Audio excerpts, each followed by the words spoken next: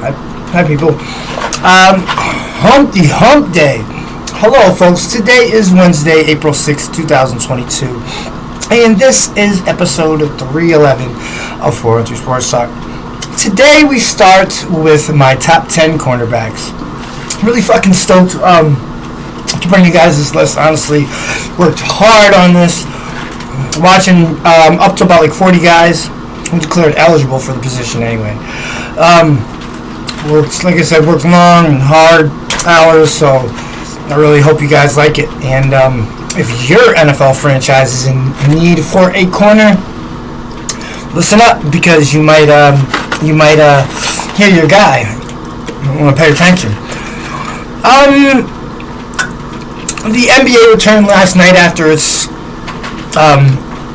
annual night off due to the NCAA men's championship game. Other than that, I got hockey, baseball, Western Mass Sports is here as well. We just gonna start this episode now. Shout out to you if you're watching it. Thank you for your continued support of 413 Sports Talk. We're gonna continue no matter what. Just like this guy's gonna continue no matter what. Buffalo Bills extend star wideout Stephon Diggs for 4 years, $104 million. Give Josh his favorite target, and they're going to continue to make music together. Honestly, in my opinion, if I were to do power rankings now, the NFL, I'd say the Bills are number 3 behind Kansas City and Green Bay.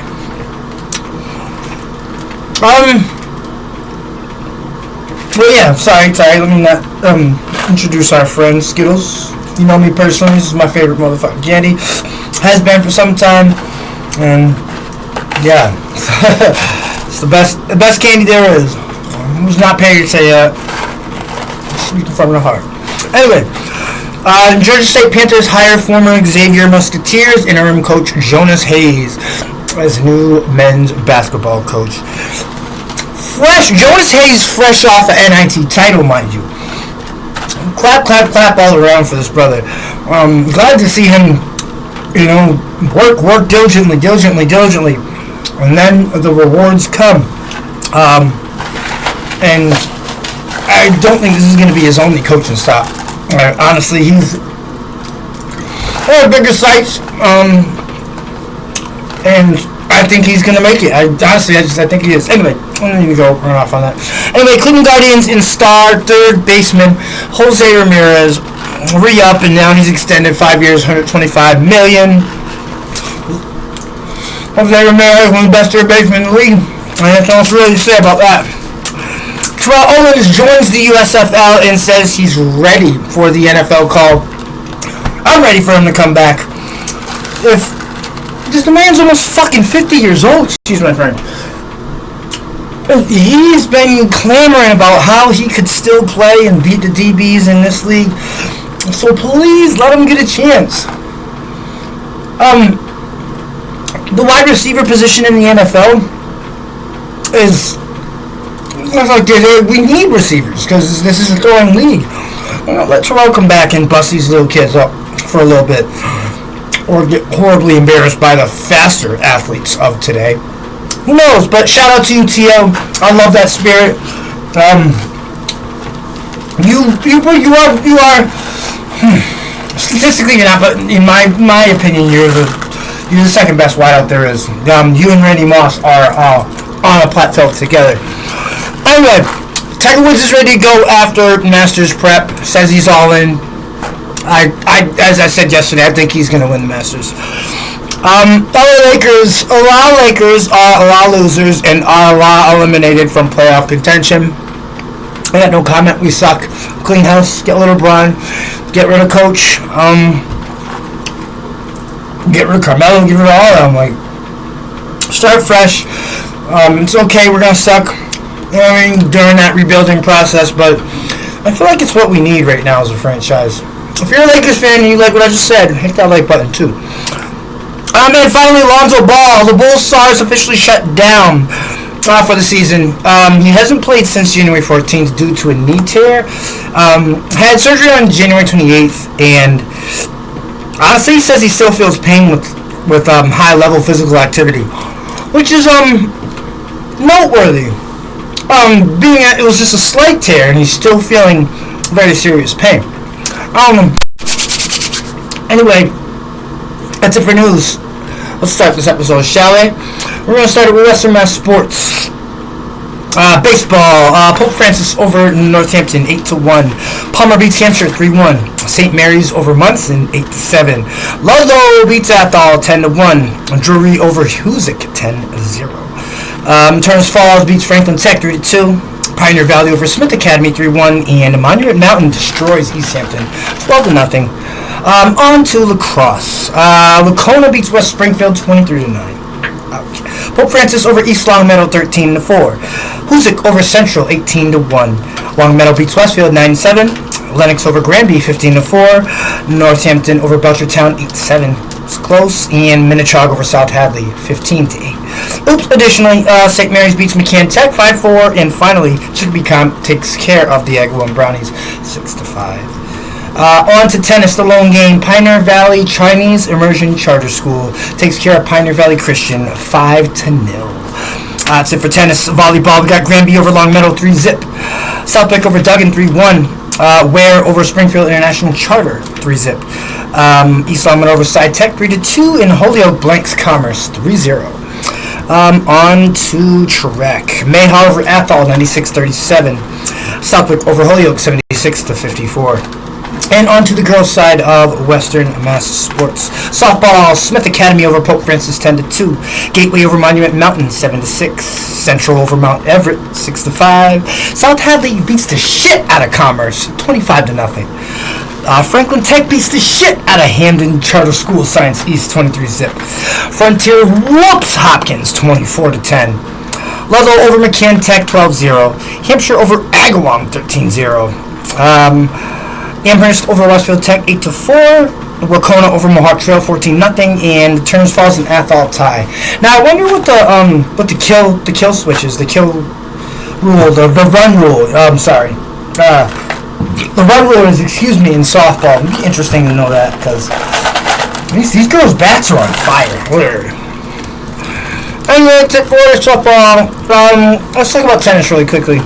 Belchertown wins a close one over East Longmeadow 3-2. Ludlow destroys Westfield 5-0. Pioneer Valley Chinese Immersion Charter School beats Hamden Charter School of Science East by a score of 5-0. Frontier over Palmer 5-0. Agawam over Amherst 4-1. Chicopee over Springfield International Charter 4-1. And Longmeadow over Northampton. Guess what? By a score of 4-1. On to track. Mayhaw over Athol 91-6.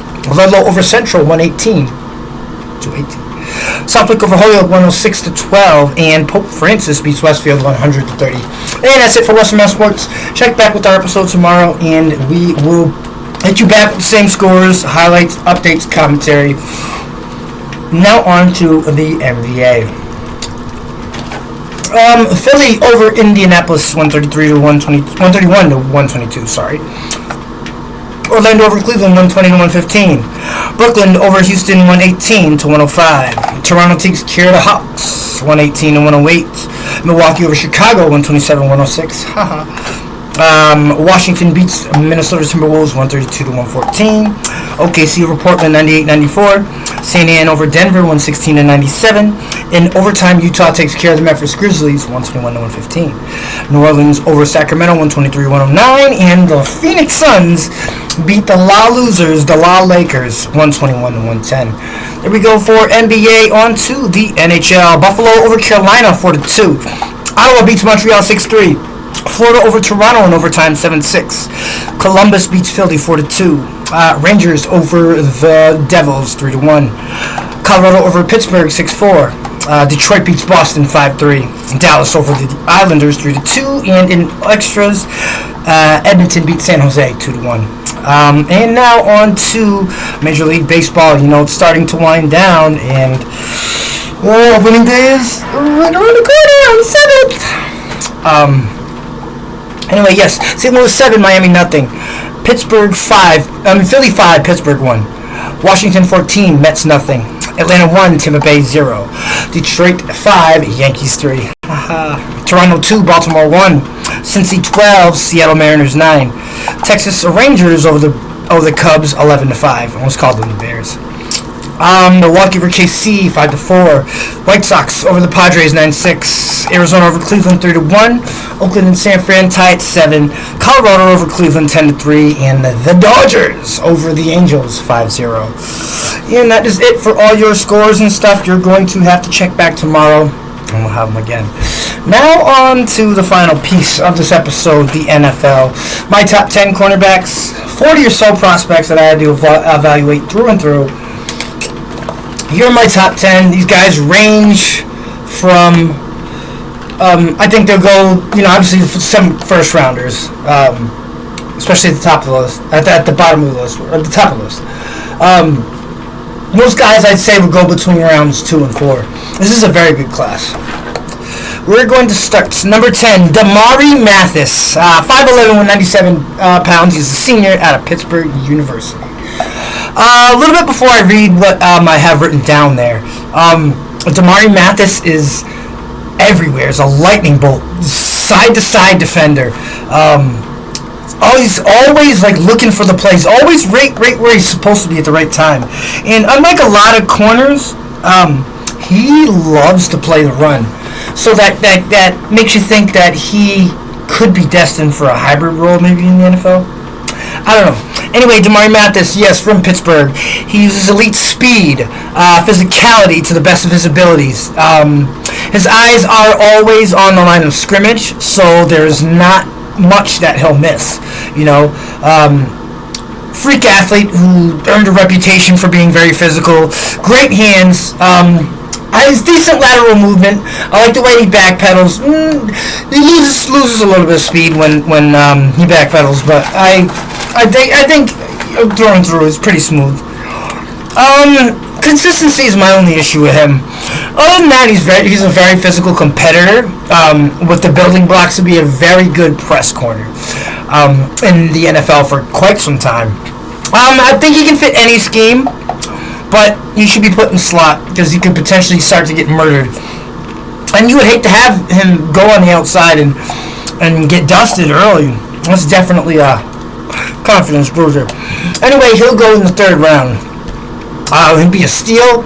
Maybe a little bit more of a reach if someone grabs him in the middle of the 2nd. I'm not really comfortable with that, but I'm not a GM. Number 9.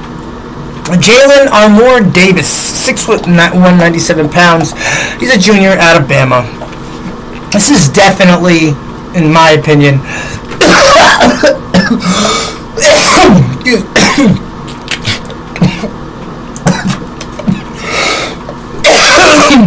wow, got him a show. This is definitely a raw, traitsy, schemy kind of player. He's only a starter for 1 year. To his credit, it's not a lot.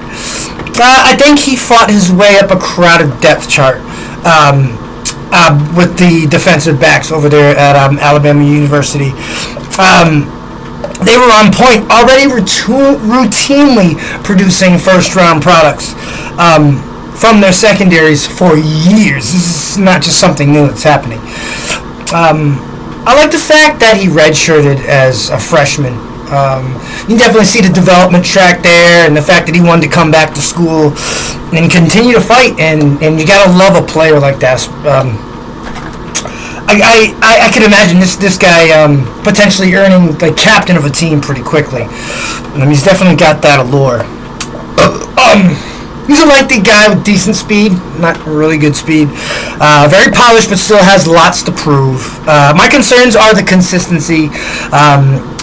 Being more aware in zone coverage, this dude can lock him down as far as man-to-man's concerned. And most of the time, he's just finesse with no strength. But that will get better. He will probably be a liability in the run game early on, but with added play strength, bulk, then I think he'll do just fine. He can fit any scheme fit as most of the Alabama defensive backs, and he's going in the 3rd round. Number 8, let's go Roger McCreary, 5'11", 190 pounds, out of Auburn University, senior. War Eagle. 4.5 40-yard dash. Just want to put that out there first. This is really a fun guy to watch. All bias aside, I support the Auburn Tigers as far as football is concerned. Fun guy to watch. For one, it's like the quickness, the speed. They're just ridiculous. It's, I think he has the best man cover skills in this class. And if not, maybe two. Maybe you might want to argue. Let's just say from Washington. This is number 3. I don't know. We'll get to him later on the list. But this guy, him and number 3, obviously are the top man corners in the 2022 NFL Draft. So what I don't like about him. He's short. It's not really. He's listed as 5'11". CBS had him at like 5'10" and a half.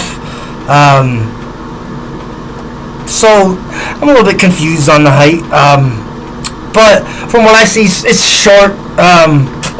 As far as the average for defensive backs and their wingspan, this guy is well below average. They're not as long as you like, and he's not like the fastest long speed. Like, he's not going to be a burner all the way down the field. It's bursts with this guy. But most traits just aren't like very high end. You know what I mean? I don't think he'll ever become a number 1 corner, a starter in this league, a journeyman maybe. But I think that's about it. That's about where he tops out. I think he has a place in this league. Don't get me wrong. But wherever he goes, he'll need to come on the field situationally. Certain blitz packages. Cover 3, deep stuff like that, where he can kind of act as the safety, and those short bursts of speed will suit him well as far as that's concerned. I think he fits best in a press and cover 3 kind of defense, something like with what Fangio's doing. Just with a couple other different coverage concepts, and he's going to go in the 3rd round. Roger McCreary, also War Eagle, he's Auburn Tiger. Shoot, probably the last offensive player we'll send to the draft in a long time. Number 7, ooh, this is one of my favorites.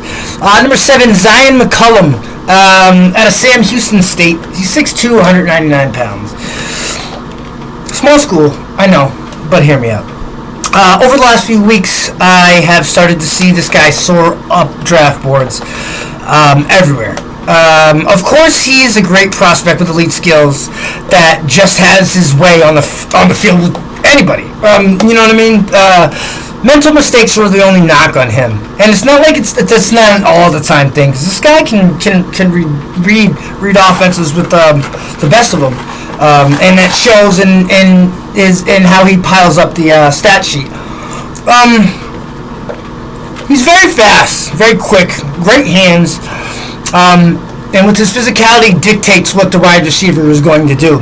I know that's something, saying that about a corner, but like literally, this guy is in your face, hands up all the time. You're getting bumped right off as soon as the ball snaps. He's lengthy, uses size to his advantage when going up for the ball, and can jump with the tall ones. He's always seemingly in the right spot at the right time when the ball is in the air. And I noticed that really quickly.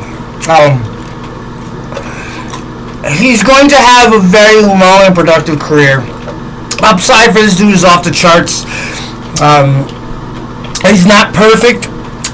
He's not perfect. When he plays light. And he's a poor tackler. Obviously, he plays lighter, which comes at the cost of less play strength. But it's whatever style fits him best. But also early on, he can be on the latter half of matchups, going up against wideouts, just simply because A lot of the pros will be able to do him with a quick inside-outside move. But when he gets the little nuances of an NFL defense, this guy Zion McCollum is Champ Bailey-esque. He kind of gives me that vibe. Cover 2, it's funny I just said Champ Bailey. Zion McCollum is clearly a cover 2 corner, and he will go in the second round. I don't think teams are sold on him being a first round guy, but if corners start flying off the board, I think that he has the potential to go pretty high. Number 6, Kyler Gordon out of Washington University. One of the two Washingtons. Trent McDuffie's my number 3 guy, I just remembered. Washington had a crazy defense. I would expect them to be top 15 this year when the preseason AP poll comes out. But anyway, this guy is underrated. Didn't get the same looks as others due to this competition. Lack of the long speed that you like to see in a corner. I love him as a slot guy. Don't put him on the outside or he's toast. I think he pays dividends immediately. He's that good. Put him in the slot. Have him play a little free. And his physical ability will start to show. And I believe Kyler Gordon. I want to say here that Kyler Gordon's a starter by week 8. Call it like the halfway point. Number 6 corner on our list. Number 5, Kaiir Elam, 6'1", 193 pounds, out of Florida. I love these tall, lengthy corners. They can do it all. Those 6'4", 6'5" wideouts ain't shit to them. Not all. Anyway, he is super fucking physical. Dominant, strong arm corner. Great when playing man defense. It's just, you can't do nothing with a guy who most wideouts are of the same height or maybe even 2 inches shorter than him. You can't do nothing with a guy who's that fucking physical all the time, every single snap. Mind you, he's a junior. I feel like he would have been top 5 had he stayed. Went out next. And came out in 2023 draft. But either way, he is best fit to be in a press man scheme. Don't start him on the outside right away. But Kyler Gordon is going to be a decent starter in this league for years to come. Number 4, Andrew Booth Jr. out of Clemson. He was a junior, 6 feet tall, 194 pounds. This guy is the exact opposite of what I've been saying about these man-heavy corners in Kaiir Elam, Roger McCreary, even our number 10 guy in Damari Mathis. He ran exclusively zone coverage in college, like really, like press ball, like the Vic Fangio style of defense. Play your zone, keep your eyes on the quarterback. Gonna be a great cover 4 heavy team like Minnesota or Arizona to grab him and really use his skills to make their defense considerably better. But one thing I will also say is just because he wasn't asked to run the press man style, being on your face, touching these receivers, doesn't mean that he can't do it. He's clearly got the frame at 6 foot, 194 pounds. He's great in zone, and because of that insane acceleration ability, especially in off coverage, looking at the quarterback when the quarterback goes short, you need a guy like him, especially when it comes to stuff like that. From what I noticed, he thrived in college in the zone system. Why else wouldn't he in the pros? He will go in the first or second rounds, depending on cornerback needy teams. Yes, and you're ready. Number 3 is Trent McDuffie's 5'11", 195 pounds. He's a junior out of Washington University.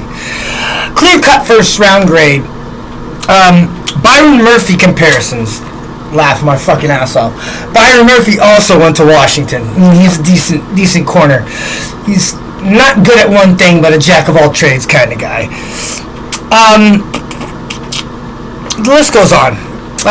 This guy's a faster, more instinctive zone defender, meaning he doesn't just sit there. He eats up grass. It's always constantly moving around, and you love to see that from your defenders in zone. He can be like Tre'Davious White, the Bills' star. I think that kind of corner. I think that's what he can be. With quickness, the IQ he has, everything in his tool belt to be great. Only knock is that he needs to add more bulk and play strength. A little bit more than 200 pounds just to run with some of these wideouts. He loves to get in the quarterbacks and wideouts' heads with the way physical play he plays. That is clear on tape. He's a little nippy too with the trash talk, and you love that out of your defense. Number 2, this is my number 1 favorite corner in this draft, simply because of what I'm getting ready to read you. Number 2, Ahmad Sauce Gardner, 6'3", 190, is a junior from Cincinnati.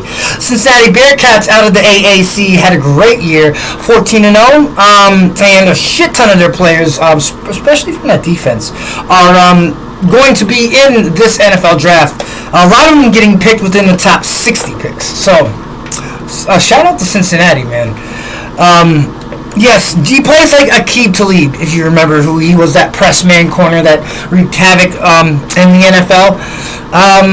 This guy's acceleration is elite level, though, however. Hasn't competed against wideouts.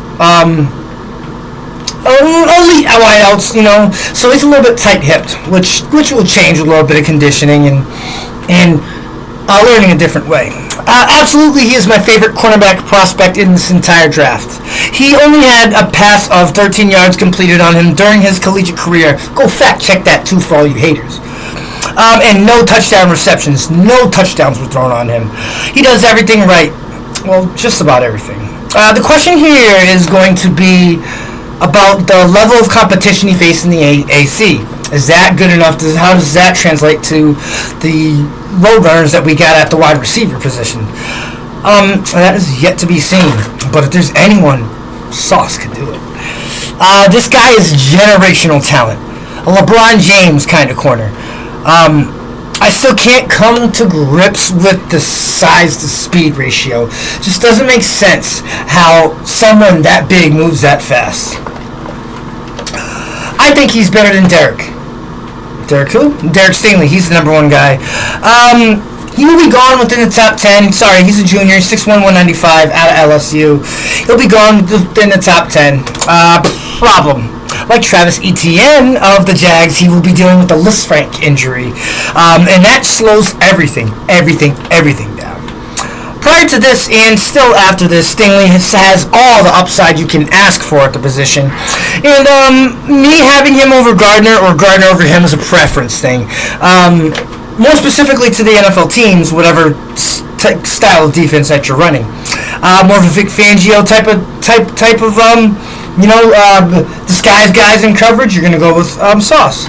And if it's just more physical man, some zones flexed in there too, Derek Stingley will be your guy. Derek Stingley has the higher ceiling, but that ceiling actually just came down about 90 floors once we found out about this Lisfranc injury, honestly.